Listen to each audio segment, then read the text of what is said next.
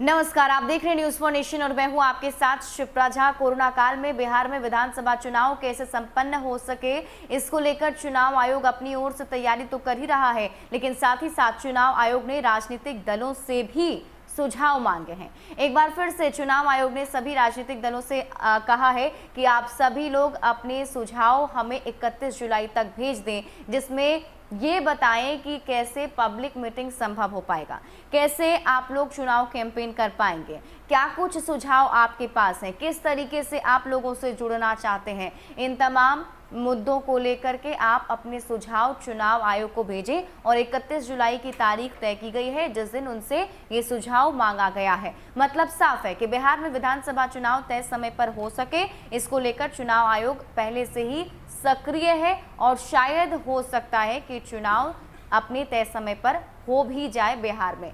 लेकिन इसी बीच कई सारी विपक्षी दल जो है चुनाव ना कराने की मांग भी कर रही है, लेकिन चुनाव आयोग ने एक बार फिर से सभी राजनीतिक पार्टियों से सुझाव मांगे हैं।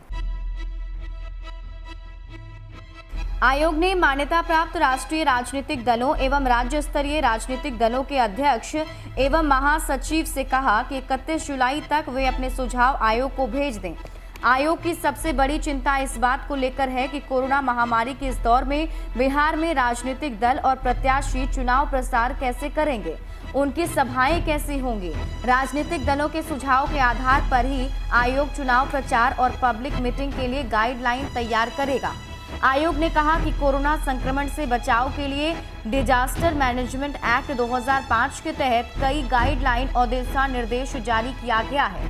राज्य सरकार ने अपने स्तर से भी कोविड-19 के प्रसार को रोकने के लिए कई निर्देश और गाइडलाइन जारी किए हैं। कुछ अति आवश्यक गाइडलाइन भी जारी किए गए हैं, जैसे पब्लिक प्लेस पर मास्क लगाना, सोशल डिस्टेंस, पब्लिक प्लेस पर निर्धारित दूरी का पालन करना, यहाँ तक कि एक जगह पर लोगों की भीड़ इकट्ठा करने पर भी प्रतिबंध है। लोगों के जुटान वाले स्थान पर थर्मल स्कैनिंग और सैनिटाइजेशन को भी आवश्यक किया गया है। आयोग ने कहा कि बिहार में विधानसभा का चुनाव और कुछ उपचुनाव 2020 में होने हैं। बिहार विधानसभा चुनाव में इस बार एक बूथ पर करीब 700 वोटर ही होंगे।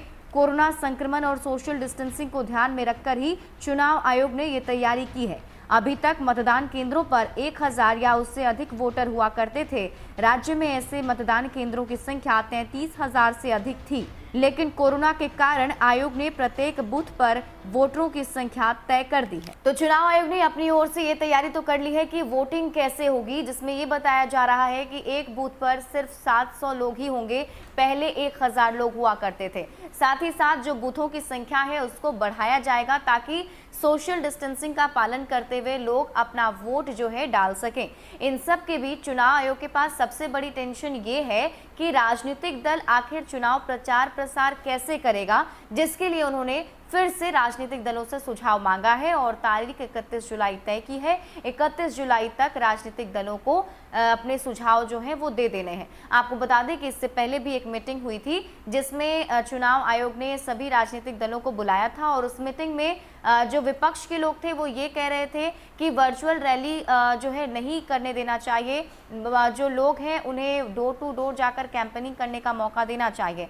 लेकिन अब तो विपक्षी दलों की ये मांग है कि चुनाव होना ही नहीं चाहिए। कोरोना की भीषण गंभीरता को देखते हुए चुनाव स्थगित कर देना चाहिए। हालांकि इसी बीच चुनाव आयोग की तरफ से तैयारी जारी है, तो देखना होगा कि आगे इस पर क्या कुछ फैसला होता है। ज्यादा अपडेट के लिए आप जुड़े रहिए न्यूज फॉर नेशन के साथ। नमस्कार।